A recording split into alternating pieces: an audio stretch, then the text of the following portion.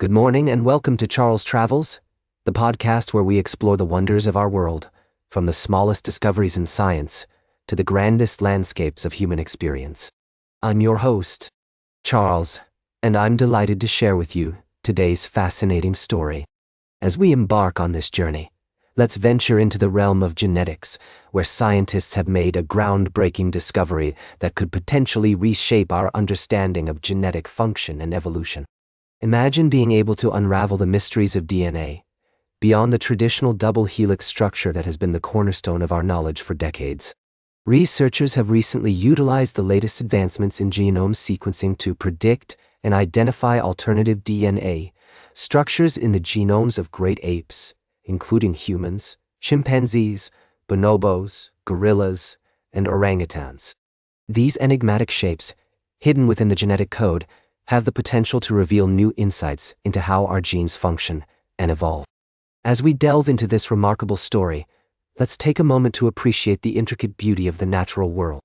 The discovery of these alternative DNA structures is akin to stumbling upon a hidden treasure trove, filled with secrets waiting to be unlocked. It's a testament to human curiosity and the boundless potential of scientific inquiry.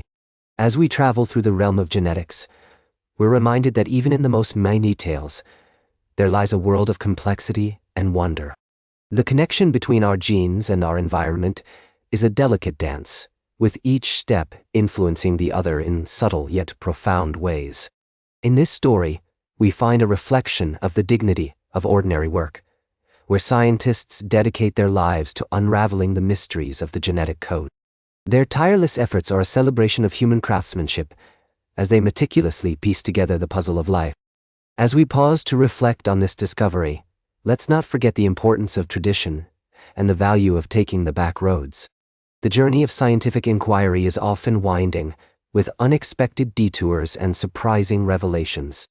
It's a reminder that even in the most advanced fields of research, there's still so much to be discovered, and that the wisdom found in small towns and rural America can often inform our understanding of the world. We'll be right back with more fascinating travel adventures on Charles Travels. Welcome back to Charles Travels. I'm your host, Charles, and we're so glad you're joining us again today. As we continue our journey across the globe, we find ourselves in a small town in Slovenia, where a rather unusual story has been unfolding. You may recall that Melania Trump, the former First Lady of the United States, was born in Novo Mesto, but it's the town of Sevnica that has been trying to capitalize on its connection to her. As I sat down to read about this tale, I couldn't help but think about the complexities of identity and how a person's roots can shape their sense of self. Sevnica, with its picturesque landscape and rich history, is a charming town that seems to be struggling to find its place in the world. And at the center of it all is a statue of Melania Trump, or rather, what's left of it. The story goes that an American artist, Brad Downey, commissioned a wooden sculpture of Melania back in 2019. The statue was met with ridicule and derision by the locals, who felt it didn't do justice to their famous former resident. And if that wasn't enough, the statue was later set on fire by anonymous arsonists. A bronze replacement was erected, but now, only the statue's feet remain, hacked off at the ankles. As I delved deeper into this story, I began to wonder about the motivations behind creating such a sculpture in the first place. Was it a genuine tribute to Melania Trump? Or was it a commentary on her husband's immigration policies? The artist, Brad Downey, seems to suggest that it was the latter, but the people of Sevnica don't seem to care either way. In fact, many of them have expressed relief that the statue is gone. They feel it didn't accurately represent their town or its most famous daughter. And yet, despite the controversy surrounding the statue, Sevnica continues to capitalize on its connection to Melania Trump. You can find all sorts of merchandise bearing her name, from coffee to chocolate to comfy slippers. As I reflect on this story, I'm reminded that even in the smallest of towns, there are complex issues at play. Identity, politics, and culture all intersect in ways that can be both fascinating and frustrating. And sometimes, It's the things that divide us that end up bringing us together. So, what do you think about this tale from Sevnica? Should we be celebrating our connections to famous figures? Or should we focus on forging our own unique identities? These are just some of the questions that come to mind as I wrap up this segment of Charles Travels. Stay tuned for our final story of the day, right here on Charles Travels. Welcome back to Charles Travels. As we wrap up our journey for today, I want to take you to a place that's often overlooked in the news, but is nonetheless a vital part of our global community. Nigeria, a country located in West Africa, has been grappling with a long-running insurgency in its northeast, primarily driven by the Islamist armed group Boko Haram and its offshoot, Islamic State, West Africa Province. As I sit here reflecting on the stories we've shared today, my mind wanders to the people of Nigeria, who, despite facing numerous challenges, continue to persevere and find ways to thrive.